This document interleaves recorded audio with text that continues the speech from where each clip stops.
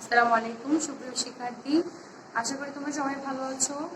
আজকের প্রোগ্রামে তোমাদের সবাইকে ওয়েলকাম। প্রিভিয়াস ক্লাসগুলো যারা করেছো তাদেরকে বলবো তোমরা এই ক্লাসটা মনোযোগ দিয়ে করবে। প্রিভিয়াস ক্লাসের ধারাবাহিকতায় আমরা আজকে প্রোগ্রামটা করব।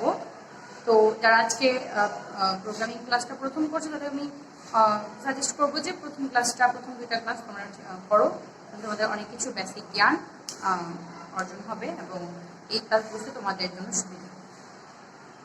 আজকে সমস্যাটার নাম হচ্ছে দুটি সংখ্যার গড় নির্ণয় করা। ঠিক আছে, তাহলে গড় নির্ণয় আমরা জানি যে সংখ্যাগুলোর যোগফলকে তাদের সংখ্যার মানে যে কয়টা আমরা রাশি নিব সেই রাশির কোয়ান্টিটি দিয়ে ভাগ করতে হবে। তাহলে এমন হয় যদি 5টি সংখ্যার গড় নির্ণয় করতে হয়, সেক্ষেত্রে কি করতে হবে? 5টি সংখ্যার গড় নির্ণয় করতে 5টি সংখ্যাগুলোর যোগফল মানে ভ্যালুগুলোকে অ্যাড করে যোগফল আনতে হবে এবং সেই যোগফলকে 5 দিয়ে ভাগ করতে হবে। মানে কাউন্ট হিসেবে আমরা যদি 5টি সংখ্যা নিই সেক্ষেত্রে যোগফলকে 5 দিয়ে ভাগ করতে হবে। আমরা দুটি সংখ্যা নিয়ে আজকে কাজ করছি, তাহলে দুটি সংখ্যাকে 2 দিয়ে ভাগ করতে হবে, দুটি সংখ্যার যোগফলকে 2 দিয়ে ভাগ করতে হবে। আমরা সরাসরি আগে আমরা প্রোগ্রামটা দেখবো, তারপর আমরা ফ্লোচার্ট অ্যালগরিদম আলোচনা করবো। ফ্লোচার্ট অ্যালগরিদম যারা গত ক্লাসে খেয়াল করেছে তারা জানো খুবই সহজ জিনিস। আমরা যদি বেসিক আইডিয়াটা থাকে তাহলে প্রোগ্রামের যে কোনো প্রোগ্রামের ফ্লোচার্ট বা অ্যালগরিদম দেখা কিন্তু খুবই ইজি ব্যাপার। তাহলে আমরা সরাসরি করে চলে যাচ্ছি। খেয়াল করো, প্রথমেই ইনক্লুড এসটিডিএ ডটেজ, কনভ ডটেজ মেইন ফাংশন হচ্ছে আমাদের এই দুটো হচ্ছে আমাদের হেডার ফাইল। stdio ডটেজ কনভ ডটেজ সম্পর্কে একটু ডিটেলস বলি। এগুলো হচ্ছে মূলত লাইব্রেরি ফাংশন যেখানে আমাদের কাজের সম্পর্কে ব্যাখ্যা থাকে। তাহলে এখানে লাইব্রেরি বলতে বোঝাচ্ছে লাইব্রেরিতে কি থাকে, লাইব্রেরিতে বই থাকে। তাহলে এখানে সি প্রোগ্রামিং এর ক্ষেত্রে লাইব্রেরি ফাংশন মানে হচ্ছে সি প্রোগ্রামিং এর অ্যাকচুয়ালি আমি এতগুলো ইংরেজি অক্ষর বা সিম্বল দেখলাম, কোনোটাই কিন্তু লাইব্রেরির বাইরে নয়। ঠিক আছে, মানে সি প্রোগ্রামিং এর একটা জিনিস ইম্পর্টেন্ট জিনিস বলি, যেমন সি প্রোগ্রামিং হচ্ছে তোমার কেস সেন্সিটিভ নয়, আর কেস সেন্সিটিভ নয়। কেস মানে হচ্ছে ইংরেজি আমরা upper case lower case use করি। আপার কেস যারা জানো না তাদের জন্য বলি, আপার কেস মানে হচ্ছে ক্যাপিটাল লেটারকে সাধারণত আপার কেস বলা হয় এবং লোয়ার কেস মানে স্মল লেটারকে লোয়ার কেস বলা হয়। তাহলে সি প্রোগ্রামিং কেস সেন্সিটিভ নয় মানে হচ্ছে সি প্রোগ্রামিং এ মানে সবগুলো অক্ষরকে কিন্তু কি করতে হবে, স্মল লেটার লিখতে হবে। Sorry, C programming case sensitive lower লিখলেই কিন্তু তুমি সেটা অ্যাকসেপ্ট হবে। তুমি যদি এখানে কোথাও আপার কেস ইউজ করো মানে বড় হাতের অক্ষর, বাংলায় বড় হাতের অক্ষর আমরা যাকে বলি সেটি কিন্তু হচ্ছে আপার কেস। এখানে কিন্তু আপার কেস গ্রহণযোগ্য নয়। সি প্রোগ্রামিং এ এই কেস নিয়ে এই প্রোগ্রামটা রয়েছে, তোমরা সবসময় কিন্তু ছোট হাতের অক্ষর ইউজ করতে হবে প্রোগ্রামের মূল কাজের ক্ষেত্রে। এখানে প্রিন্টের ক্ষেত্রে আমি বড় হাতের অক্ষর ইউজ করেছি, সমস্যা নেই, কারণ এটা হচ্ছে কোটেশনের ভিতরে।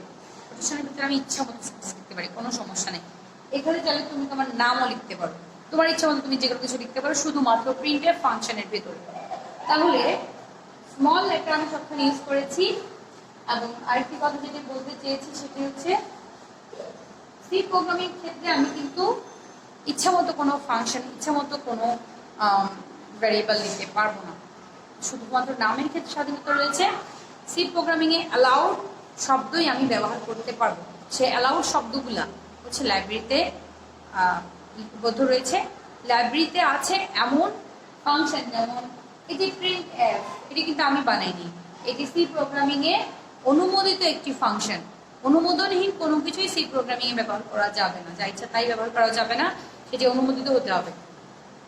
এই হচ্ছে সি প্রোগ্রামিং নিয়ে বেসিক কথাবার্তা। তাহলে ইনপুট অ্যাট্রিবিউট রয়েছে, ইনপুট পয়েন্ট হবে, সেটা এটা ফাইল চলে গেল। মেইন ফাংশন শুরু করলাম। সি প্রোগ্রাম কিন্তু মেইন ফাংশন ছাড়া কাজ করবে না। সি প্রোগ্রাম যে কোনো বড় হোক ছোট হোক যে কোনো প্রোগ্রামের ক্ষেত্রে কিন্তু মেইন ফাংশনটা খুবই খুবই জরুরি। মেইন ফাংশন ছাড়া কোনো প্রোগ্রাম এক্সিকিউট করবে না, রান করবে না। যখন তোমার কম্পাইলার বা কম্পিউটার কাজ স্টার্ট করবে তখন সে মেইন খুঁজে নিয়ে মেইনের ভিতরে কাজ চালু করে। তার পরবর্তীতে মেইনের ভিতরে কোনো রেফারেন্স থাকলে তখন সে প্রোগ্রামের অন্য অংশে জাম্প করে। তাহলে মেইন শুরু করলাম।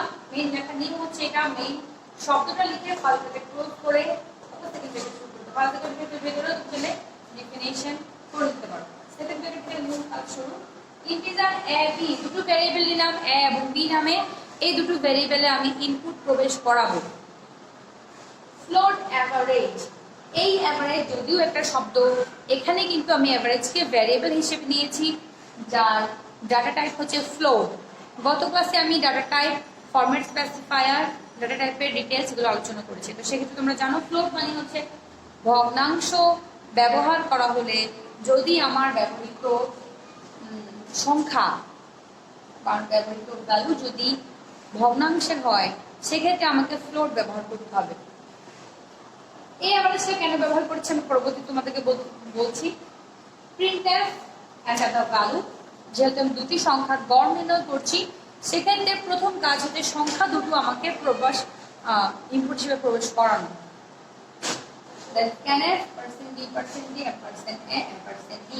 মানে এ এবং বি এর ভ্যালু আমি প্রবেশ করাবো। এ এবং বি হচ্ছে আমার পার্সেন্ট ডি মানে ইন্টিজার টাইপ ডাটা টাইপ। এরপর আমার মূল কাজ average equal to a plus b divide by 2। এখানে a প্লাস b তে আমি ব্র্যাকেট দিয়েছি মানে a প্লাস b এর ফলাফলটা আগে জেনারেট হবে।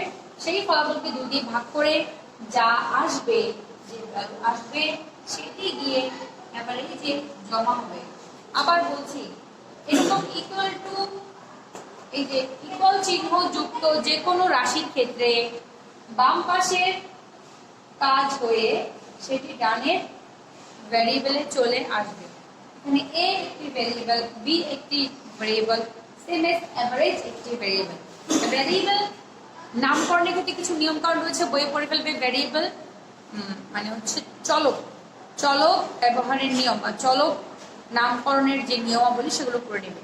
ছোট হাতের অক্ষর ব্যবহার করতে হয়, অর্থপূর্ণ ব্যবহার করতে হয় এবং তোমার প্রোগ্রামের সাথে সম্পর্কিত শব্দ ব্যবহার করতে হয় বা করা যেতে পারে। এ এবং বি একটি একটি অক্ষর, তবু ভ্যারিয়েবল। অ্যাভারেজ পুরো একটি শব্দ, এটি একটি ভ্যারিয়েবল। আমি চাইলে শুধু এ ভি নিতে পারতাম বা এ ভি জি নিতে পারতাম। তোমরা বইয়ে দেখবে এভিজি, অ্যাভারেজ ক্ষেত্রে এভিজি বেশিরভাগ ব্যবহার করা হয়। অ্যাভারেজ পুরো শব্দটাই নিয়ে ফেললাম ফ্লোট ডাটা টাইপে। Average equal to a plus b divided 2। খেয়াল করো আমি a এবং b কে ইন্টিজারে নিয়েছি, মানে হচ্ছে a এবং b পূর্ণ সংখ্যা, কিন্তু দুটি পূর্ণ সংখ্যার যোগফল পূর্ণ সংখ্যা হবে এটা ঠিক। তবে কি 2 দিয়ে ভাগ করলে ভাগফল পূর্ণ সংখ্যা হবে এটার কোনো গ্যারান্টি আছে? অবশ্যই নেই। যে কোনো ভাগফলের যে ফলাফল সেটি কি পূর্ণ সংখ্যা হবে নাকি ভগ্ন সংখ্যা হবে এটা কিন্তু আমাদের জানা নেই।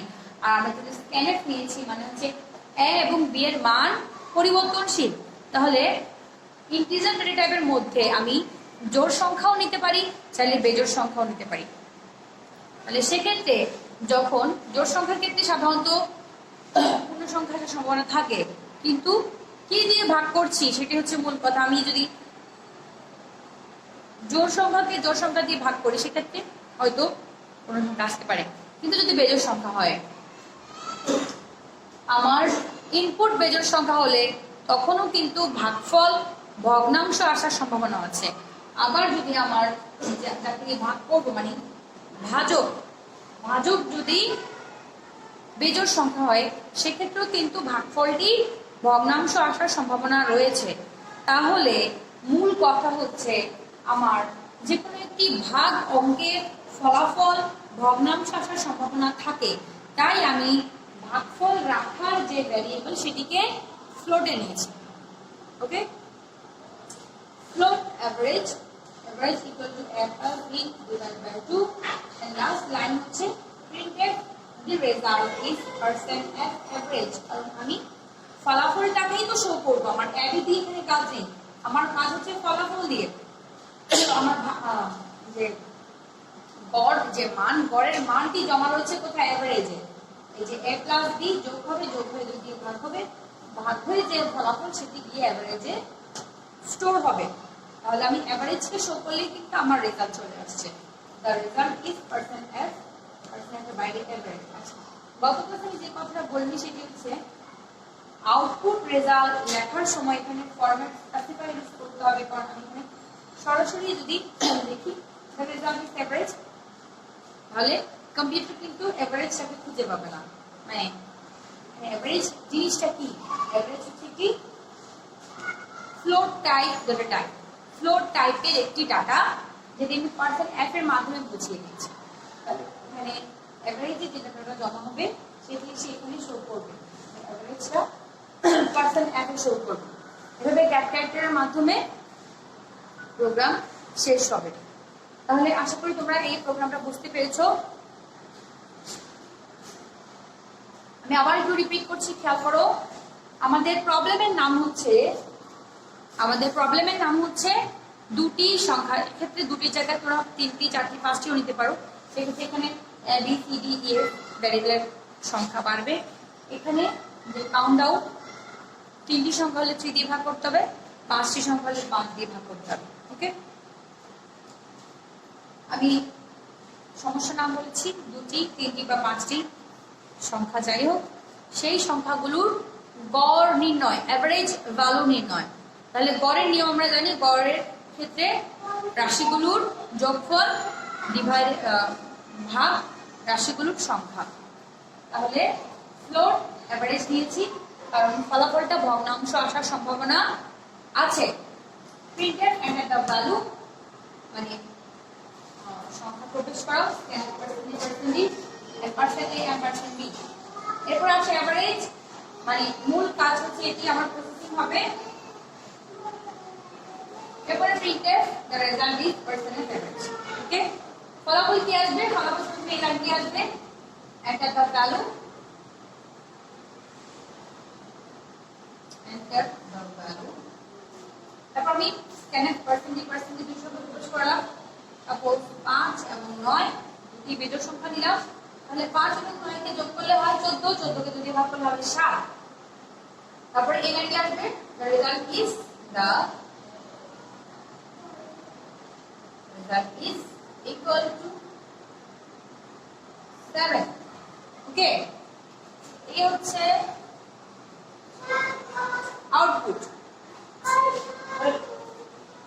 এন্টার দ্য ভ্যালু এই লাইন এবং প্রিন্টেড দ্য রেজাল্ট এত এই লাইন, এই দুটোই হচ্ছে আমার মূলত আউটপুট। তাহলে এই প্রোগ্রামের আউটপুট সহ তোমাদেরকে এখানে দেখিয়ে দিলাম। আশা করি তোমরা বুঝতে পেরেছো। এতটুকুই আজকে।